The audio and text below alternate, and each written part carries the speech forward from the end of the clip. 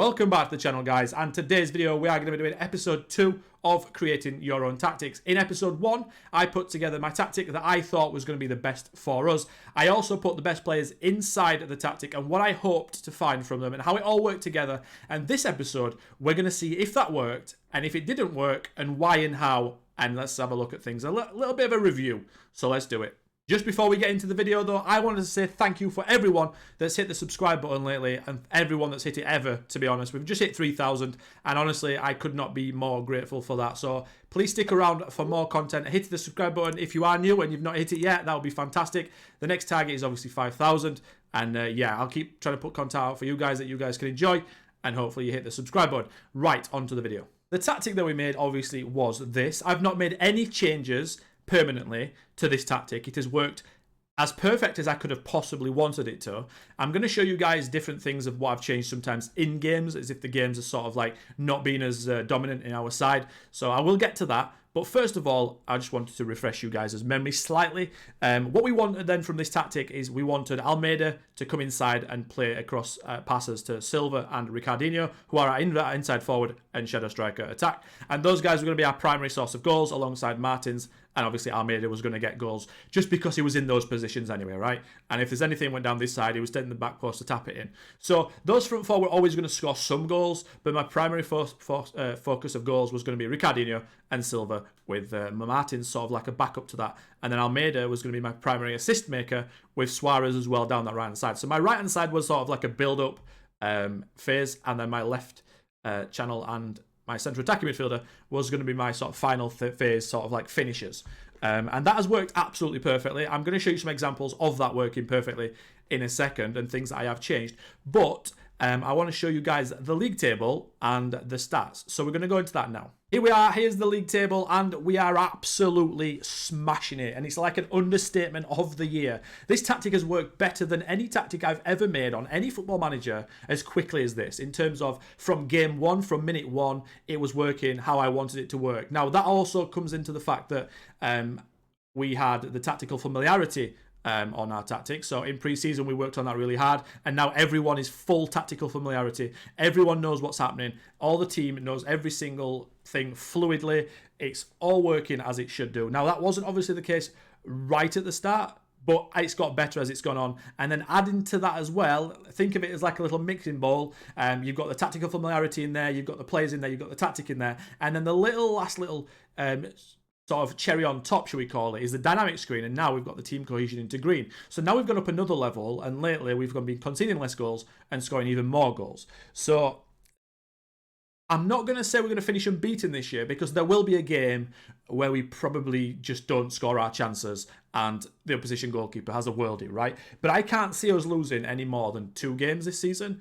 It'll probably be a records points total, and I cannot wait for the season after this to show you guys what we come up with in the first season in the first division. And also the transfers as well, right? Because they're important to a tactic and why I brought certain players in. But if we go back to the list of the league table and the stats a quick second, if we look at Ricardinho and Gabriel Silva, I mentioned that those guys are going to be our primary source of goals, right? And they have been. Again, I'm going to show you guys how that's worked and different things that's gone on inside matches and clips that have worked exactly how we wanted to.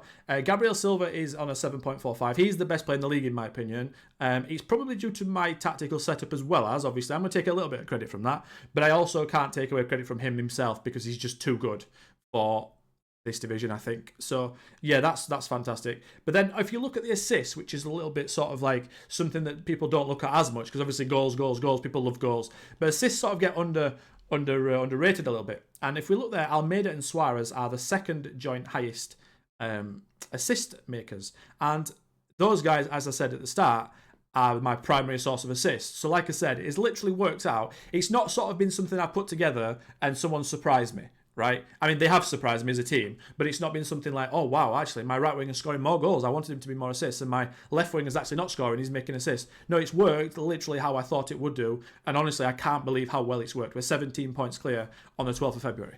I don't know if I would have preferred us to struggle a bit more and it'd be more of a journey, or I don't know if this is actually better because it's shown that everything I said and everything that's worked together has worked. I don't know which is better. Let me know in the comments what you think. Maybe people like to see more of a struggle. I honestly expected more of a struggle. Obviously, next year we will have more of a struggle.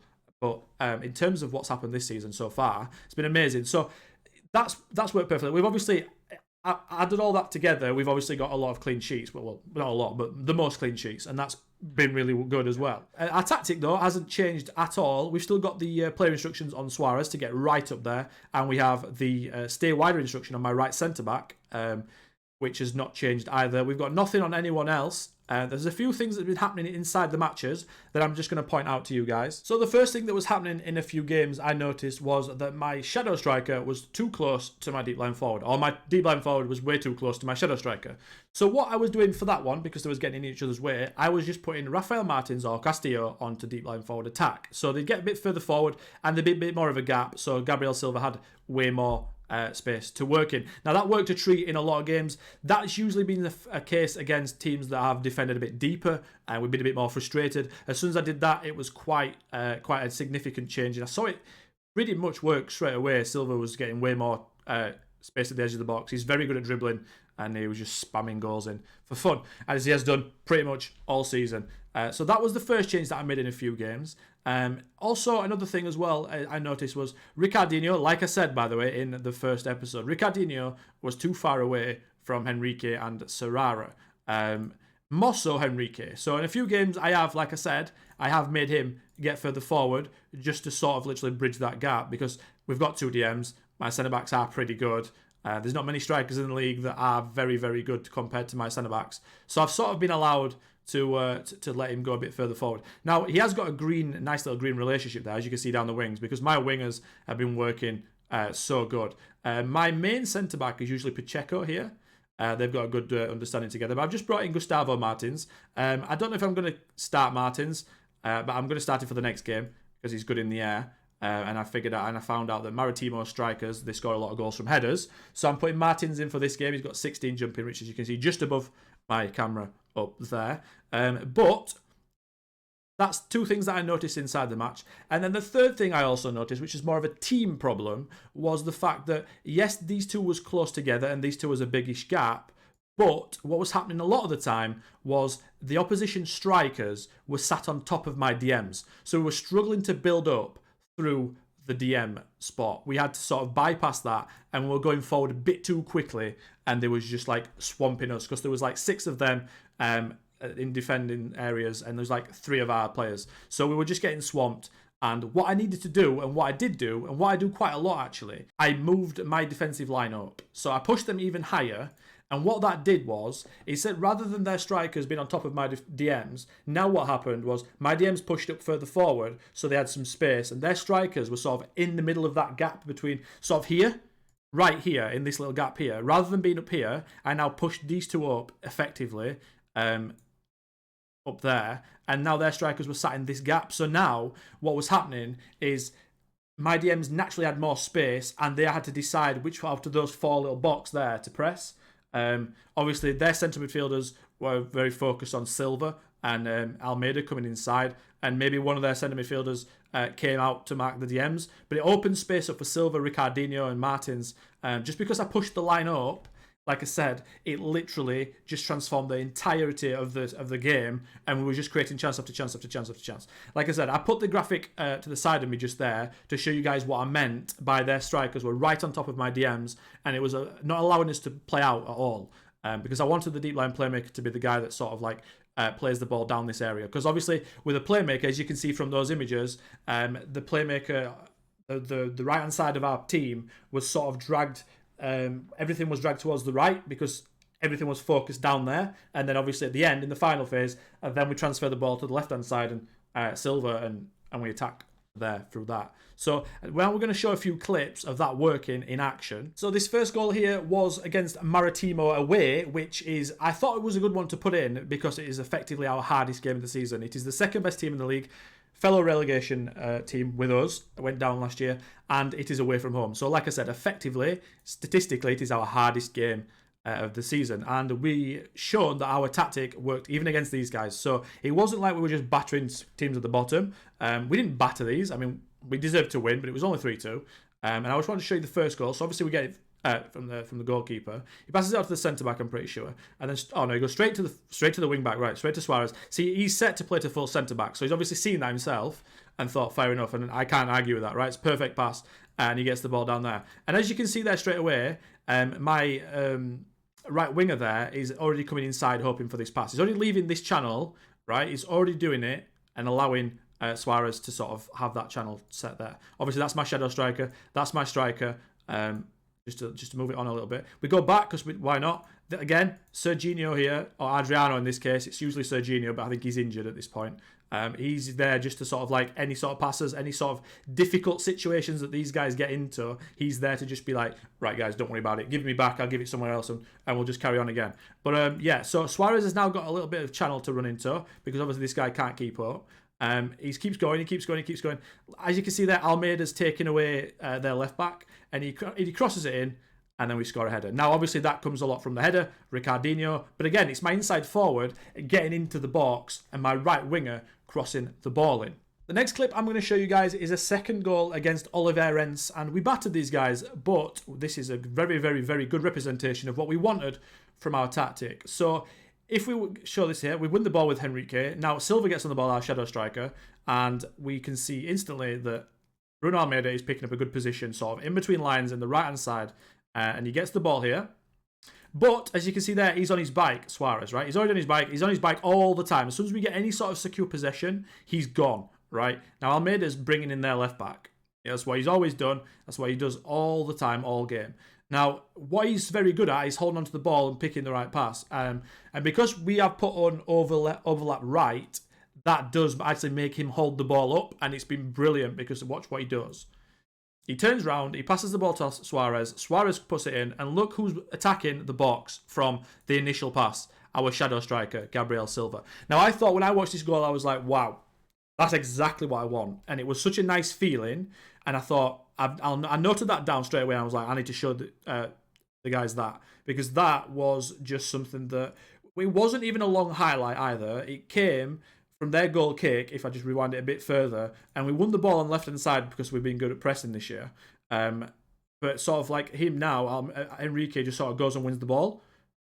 They're really aggressive. And as you notice as well, the end of the first episode, I actually had Henrique at left centre-back. I actually decided to play him left back because, if I just show you really quick, I wanted Henrique to be my left back because I did notice, and I did mention that he had 12 jumping reach on the last episode.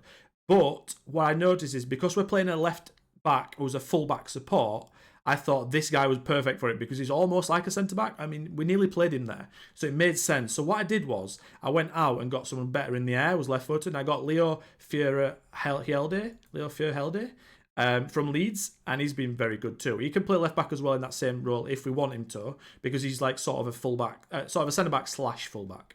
But yeah, this guy's 6'2", good in the air, very strong, got a bit of pace as well, and he's only on 1,200 a week, and he's played almost every single game. We got him right at the start, so it's something I decided a bit later on, and I thought I'd mention that to you guys as well, because we did initially bring in Rafael Rodriguez to play left back on loan from Benfica, but he's come on 18 times because Henrique gets tired, but he's more of a wing back. Now, he can do the full back support role and does do it sometimes when Henrique is tired, but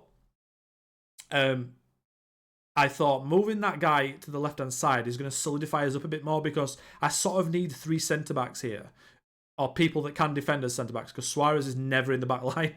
He's always just, as soon as we get the ball, he's like, right, guys, I'm off, bye.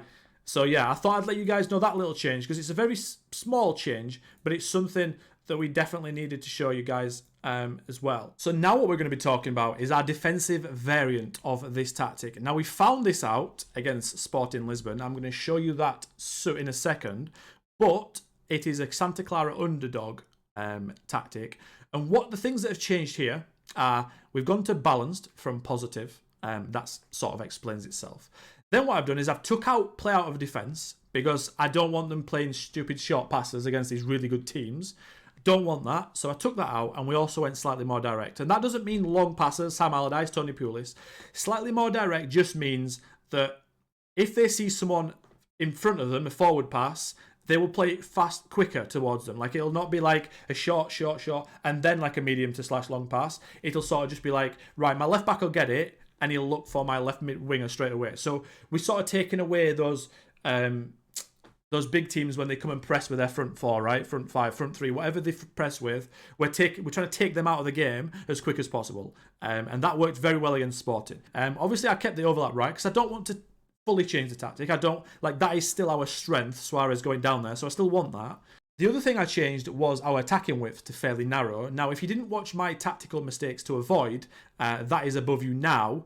But what I said on that was, just to boil it down really simply, was that against big teams, if you have your guys really wide, then they're going to be sort of away from each other. The closer they are to each other, the easier it is to find each other in possession.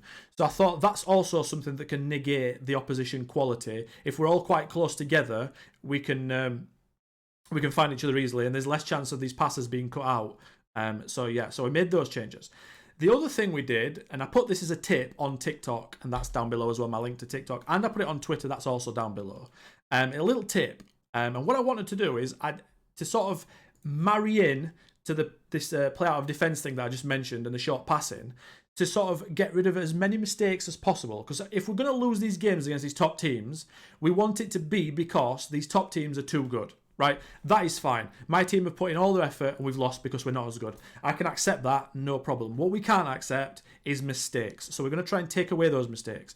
And what I did for that is, this might be a tip if you guys don't know it, but usually you have this screen here, right? Now, what you can do is you can click distribute to position. Yeah, if you guys didn't know that, you can do that. If you did know, ignore me. I'm not as clever as what I think I am. But I did that, and what I thought was I went to my striker, because Martins and Castillo were tall guys, right? So what I want to do is I want to just go over the top. I don't want to mess around with getting the ball out of defence, but I do want it to be controlled. I don't want it to just be long and aimless. I don't want us to just be like, right, long kick it, wherever it goes, we'll just play after that.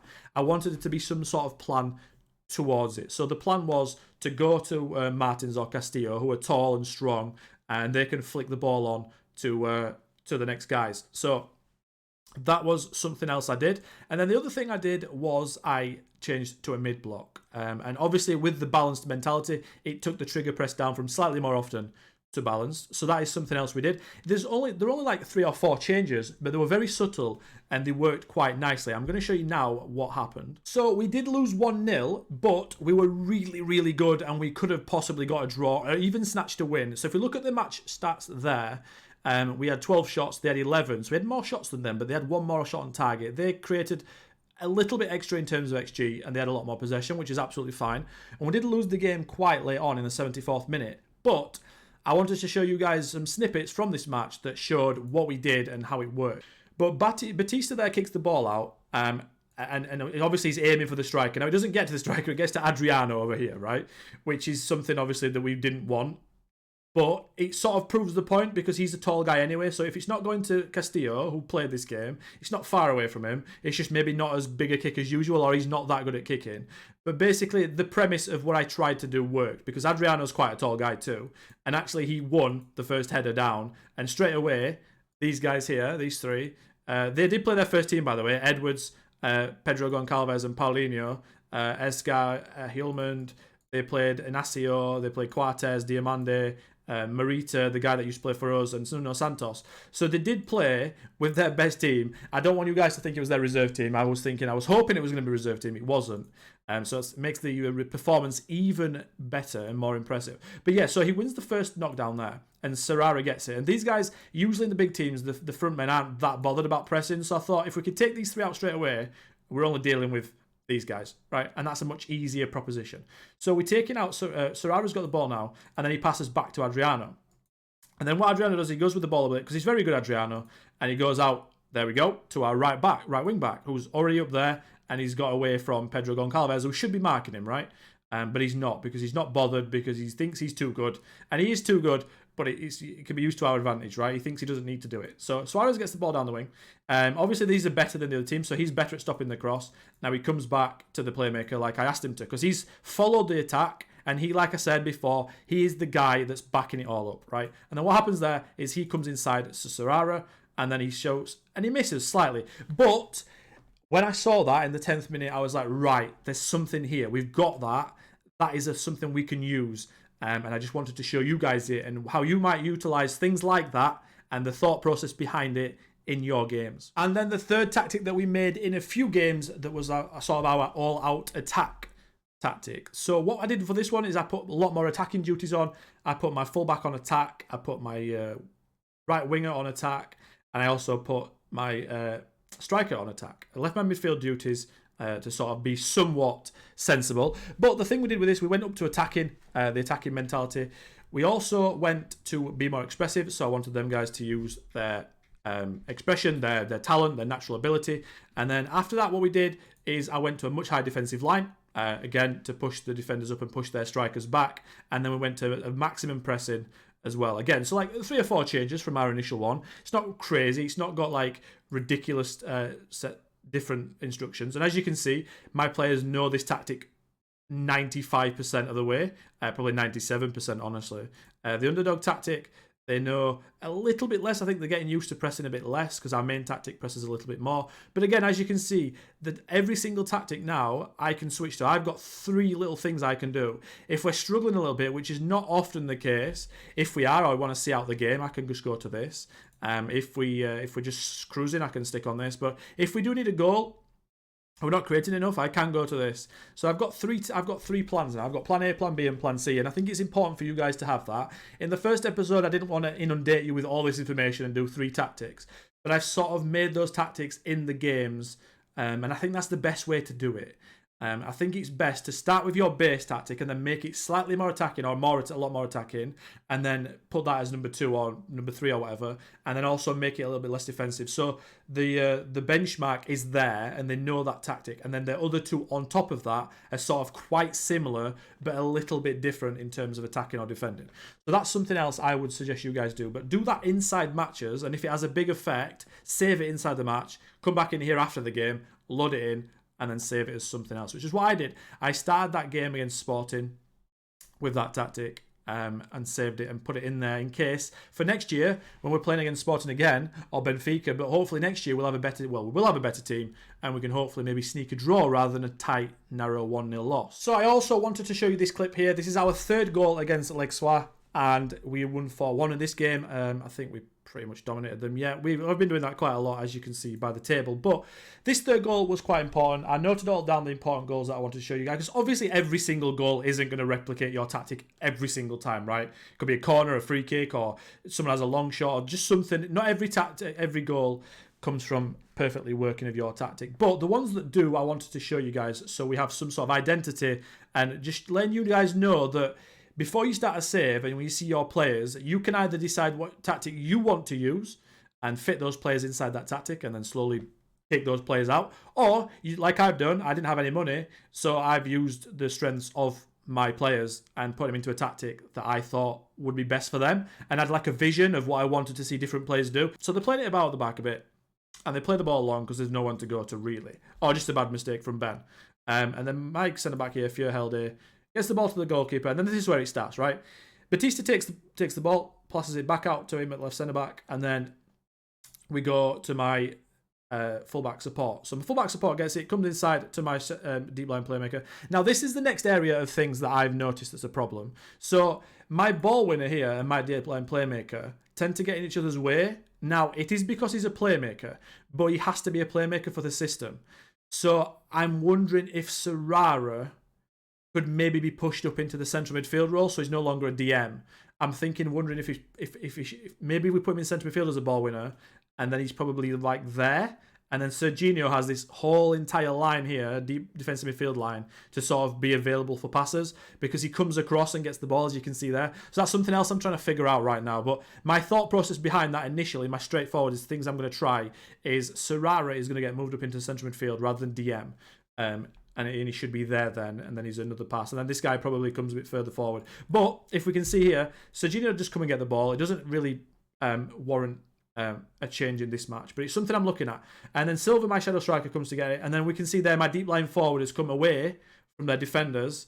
He's on support, and he's come to get the ball in this little gap here, which is exactly what I wanted from him. So he's in there, gets the ball. So then he's now played it to my inverted winger, and my shadow striker is already now turned, getting into the box. As you can see here, this is Diogo Kalia. This is my substitute right back, and also, by the way, he's also very good. I wish he was a left back. He's actually a right back. He's very good too. He's slightly unlucky that we have Suarez. If not, I think Kalia would also be putting up the same numbers as Suarez. So my inverted winger gets it. He's on his bike as always, and it's a nice little pass because this guy is so intelligent, Almeida. So Kalia gets the ball, comes inside, goes wider again. As you can see, he's very good. And now you can see my inverted inside forward is in the box. My deep line forward is in the box. My right winger is in the box. And my shadow striker is about to jump into the box as well, backed up by my centre midfielders, or DMs. And he gets the ball, he crosses it in, and my deep line forward is there to get the ball. So from back to front, we've gone to left back, to shadow striker, to DM to shadow striker, to deep line forward, to right winger, inside inverted winger, and then our plan has kicked in at that point, right? Because the striker's come deep, the right back's got the ball, he's gone on, and then our centre forward has actually gone and attacked the box after coming deep. Because a lot of people think deep line forward support doesn't score goals. They do. It's just they come deep to knit the play up a little bit, and then they get the ball inside the box like that. So it's a very good header from him. There's a lot of things that's outside of my thing, but by and large, that was my tactic there, working quite nicely. I just wanted to sort of show you, highlight what's been happening and how it's been working, and things that we could have maybe improved, like the DM situation just there. But pretty much everything's worked quite well. It just goes to show you in part one that what I said, what I wanted to see, has worked quite well, and it's all down to having a plan before you make a tactic. Don't just make a tactic based on like, oh, this will work, this should work, this should work. No, it should all work together and what you want it to happen. So in different phases, like I said, what you want to do when you've got the ball, when you haven't got the ball, and all that good stuff. So it's definitely something to think about. The next video on this tactics series will be at the end of the season, and maybe the start of the second season, and how we're approaching the games in the top flight, right? It'll probably look a little bit more balanced, a little bit more conservative, and probably the underdog tactic we might start with next season. Obviously, the home games against teams at the bottom of the league or close to the bottom, we might play this tactic because obviously our team will be better anyway. So we're not going to just sort of like totally ditch this tactic. We are going to sort of probably use something a little bit more defensive next year. But that's going to be it for the video, guys. If you liked it, please hit the like button, hit the subscription button. We are growing quite fast at the moment, which is fantastic, and I really appreciate your support, like I said at the start of the video. And until next time, guys, I'll catch you then. Goodbye.